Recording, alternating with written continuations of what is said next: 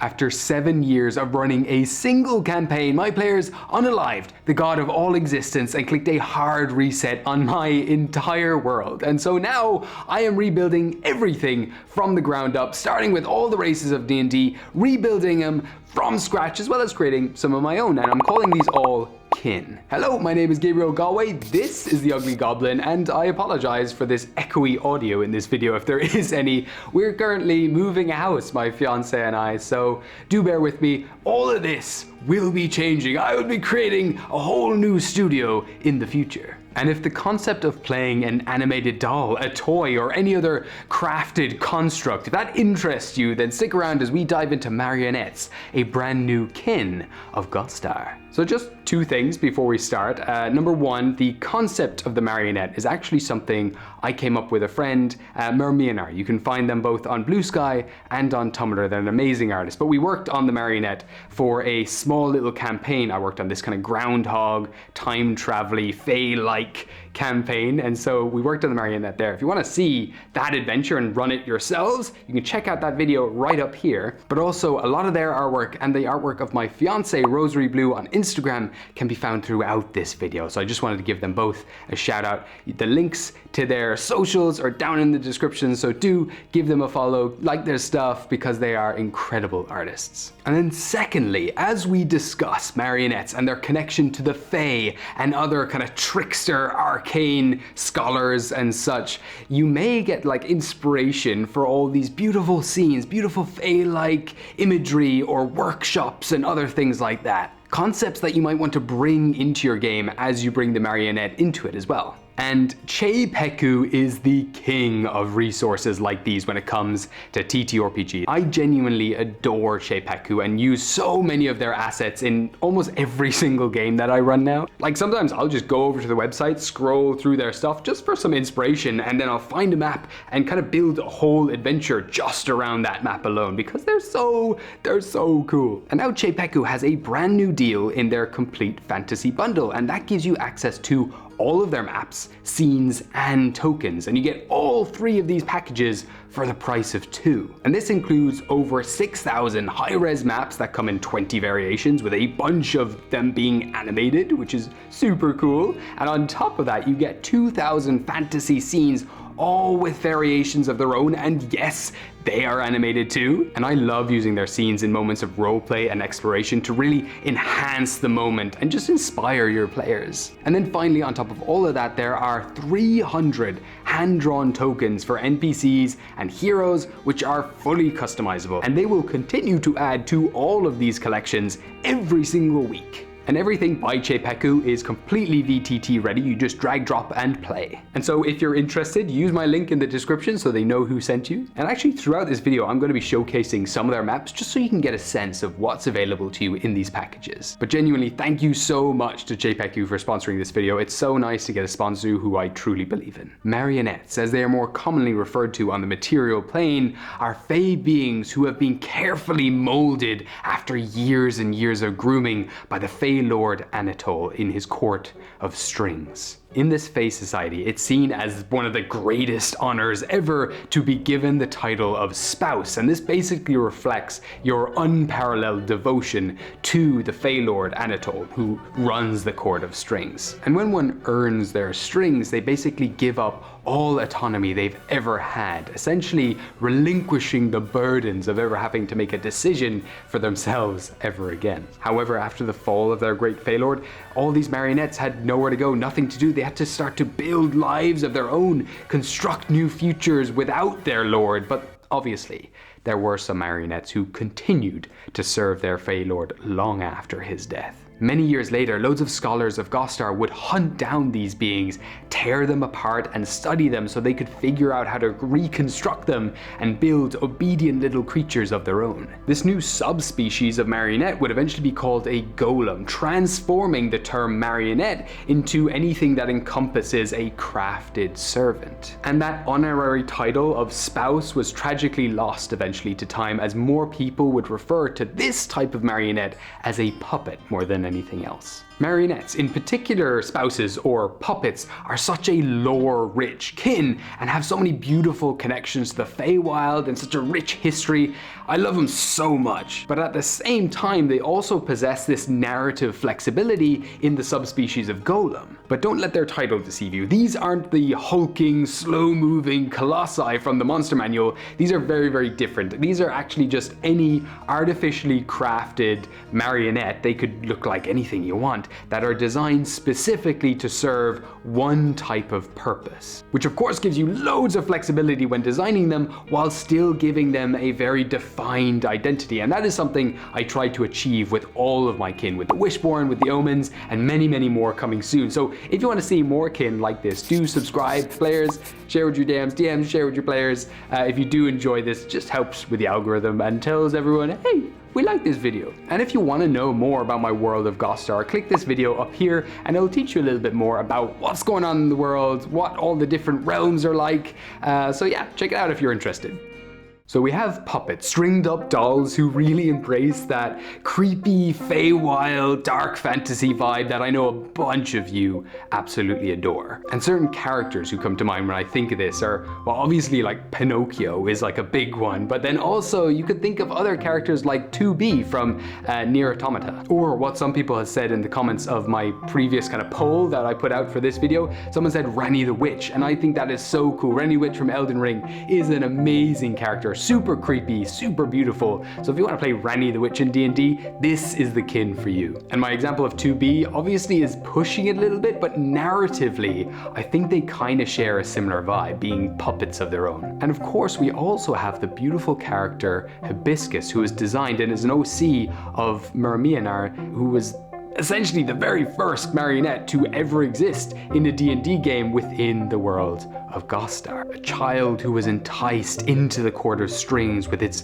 beautiful parties, plays, and music. And the more time they gave to the court's festivities, the more it took away, replacing her body and memories with porcelain and gold. But imagine playing a character who's slowly unraveling the truth of their past, slowly discovering that basically their entire existence as a marionette was just one massive lie, but that tiny portion of their life where they were human, that tiny portion of truth in their lives amongst the possible hundreds of years they've been a marionette just becomes so unrecognizable.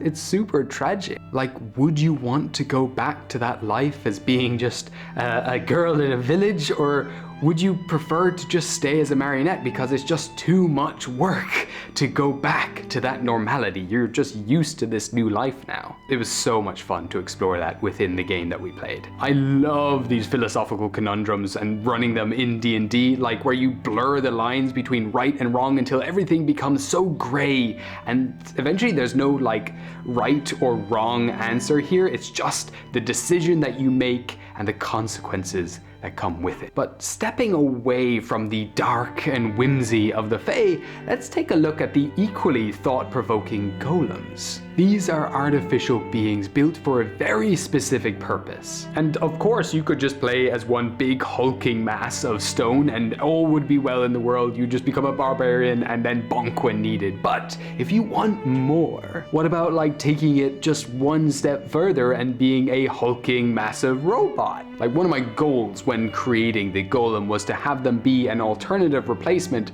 for the Warforged in the world of Gostar. And we all know the depths you can go when you're exploring like artificial intelligence becoming sentient and questioning life and everything in general. I mean, look at like iRobot or Ghost in the Shell or Ultron from the Avengers movie, or Vision. Like, both of those characters really interesting. Like, what if you were some sort of artificial intelligence being, but the purpose that you were given was to be a human? So you spend your days just humble little life working as a shop clerk or something like that, and then all of a sudden a bandit comes in and stabs you in the guts, and then you just start suddenly bleeding like black ichor. And now all of a sudden you're questioning who you are, what you're made of, why is there metal and wires inside of you? And if the concept of exploring, what it's like to be a robot or some sort of artificial intelligent being, if that interests you, then I cannot cannot recommend enough just watching or reading the series Pluto because it is absolutely incredible. And as a golem, you may not have strings, but you are certainly bound to the more abstract concept of a purpose. And so when you design a golem, consider, do I still serve a purpose or a master, or am I free of that burden? Can I make choices for myself? Are you a sleek law enforcer, or perhaps an eerie garden gnome who has this terrifying vacant stare that feels like it's digging deep into the void of another's, looking for the darkness that hides within? We're going back to the creepy vibes here. I'm sorry, it's really hard to not get creepy vibes when you're designing characters like this, but I'm sure you could also be a super nice character who is designed to be a loving little Care Bear. But then one day you got a taste for fear and you began hunting people down just to get that rush. Somehow there I've simultaneously described Poppy's Playtime and also obviously Monsters Inc. Incorporated, the video game, the PlayStation 1 video game, obviously the better one, way better than the movie. Play the PS1, Monsters Inc. Incorporated. Why am I saying Monsters Inc. Incorporated? Play the game. But as you can see, there is so much potential for character design when it comes to marionettes. They are super cool, super lore-rich, super versatile as well, and yet they have a very defined identity and feel to them. But how do they hold up mechanically? So let's take a deep dive into their mechanical potential, their abilities, features, and everything else. But just before we do, I just want to take this moment to thank all of my incredible patrons. Genuinely, just you guys make this job a reality. I'm moving into a new apartment, and I can do so. I can pay for fees and things like that to move house because of you guys, and I can continue doing this as my job. I can talk about dolls, playing a doll in D&D, and I think that's the coolest thing ever. And I'm able to give these away for free to everyone else. So thank you so much to all of my incredible patrons. I also just really want to welcome our newest hero goblin, Thomas Drury Wang. This is the highest tier you can earn on my Patreon, and so I just want to give a very special thanks to you and to Bridge on the Lake, my hero goblins. And if you wish to support me and this channel and get a bunch of free homebrews, of course, do check out my Patreon.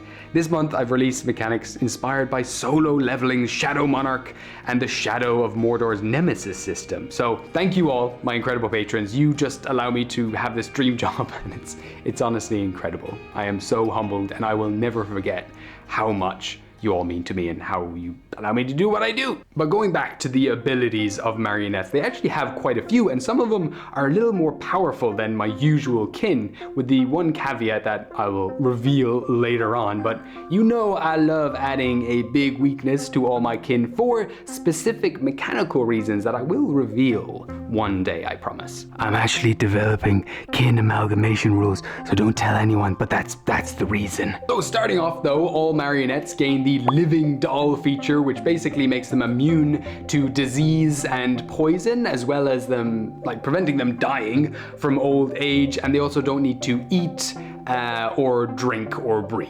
But that whole ageless feature, that's why we still have marionettes who used to serve Anatole to this day. Imagine seeing one of these cracked and mossy marionettes who are just even creepier now. I just think that's so cool. But following that, we also have lifeless rest, which basically lets you just rest for only 6 hours as opposed to the full 8 that most people need to rest. And while in this state, you just look like a lifeless doll. You don't look like a living being whatsoever, and I think that is also super creepy. We then have an ability called Fixer Upper, which is essentially identical to the feature of the Auto Gnome's healing machine, which allows you to heal your hit dice plus your constitution modifier whenever mending is used on you, as well as allowing certain spells that don't work on constructs to also work on you to heal you in certain ways. But I've also included the ability to use the spell Fabricate to do some other cool stuff with you, which I think is pretty sweet. But now we're going to look at the major detrimental part of being a marionette, and then we're going to look at some individual unique abilities for the golem and for the puppets. But yes, we have the detrimental ability Directionless. So basically, anytime you roll a natural 1, you have a mental breakdown. Emotional damage. You lose all sense of purpose and begin to relive your old orders. Whatever previous orders you were given last, you start to commit those heinous crimes or whatever they may be. So when this happens, you roll on a table that I've designed and then enact that order. But the orders that I've put down here are obviously, they're quite generic. I'm trying to encompass as many different things as possible, so they might not fit the marionette that you're going with. So do speak to your DM and figure out maybe some other orders, maybe rewrite some, change some, so they better fit the story that you want to tell. So for example, I've actually included an alternate solution for the directionless feature called something like chaotic eruption. I've actually given this chaotic eruption to one of my players in a recent campaign I've just started who's also playing a marionette. So whenever they roll a natural 1, they explode with wild magic that has a storybook or Fey-like vibe to it. I'm actually super proud of this table, but one of my favorites is one where basically the next person you touch turns to gold, which drastically boosts their AC, but then makes them super vulnerable to lightning, and all lightning attacks and spells are like able to hit them much easier. Like you have advantage on attacks against them if your attack deals lightning damage, and also they have disadvantage on saving throws, I believe, against spells or other effects that deal lightning damage. So super cool. You just basically become one giant lightning rod while also getting big buffed AC, and I like this because you could obviously use it to buff your friends if there's no lightning around, give them a big buffed AC, or you could use it on the boss to make them super vulnerable to lightning for a short period of time. And obviously it has a really nice storybook vibe with the, I can't remember, is it the king or whatever who has the golden finger? You know, Midas? Midas's touch. Yeah, when he touches it. Tanks. Yeah, Midas's touch. There we go. It's got a very Midas's touch vibe. So a lot of the features in this, like summoning a random unicorn, all this kind of stuff, they have a real storybook-esque kind of vibe to it, which I'm super proud of. But as I mentioned, we also have 2 final abilities covered. These are the unique features to golems and puppets specifically. So puppets actually get to take advantage of the fixer-upper feature by gaining the ability Magical Strings. This teaches them the mending cantrip and allows them to use it as a bonus action. Now, let me in the comments know if this should or should not be allowed to be used on like living creatures. So basically allow them to bonus action heal themselves every turn. Let me know if that's too powerful. The way I've written it, you can't use it on living creatures. You can only use it on non-living targets. But also at different levels, at 3rd level you learn the spell Entangle, and at 5th level you learn the spell Web, so you get all these kind of grappling features that you can use with your old severed strings, which I think is super cool. And then golems, because they've been designed for a very specific purpose, they actually get expertise in one skill of their choice when you design your golem for the very first time, so basically adding your proficiency twice whenever you use that specific skill. But yeah, that basically sums up this kin. Thank you so much for watching. If you enjoyed it, like, subscribe, share this with your friends, and yeah, check out any of these other videos up around here. If you want to see more about my kin, do check them out. It means a lot to me. Thank you so much for watching. Goodbye. You might have also heard this little girl barking throughout the video, but she's loud on the balcony now.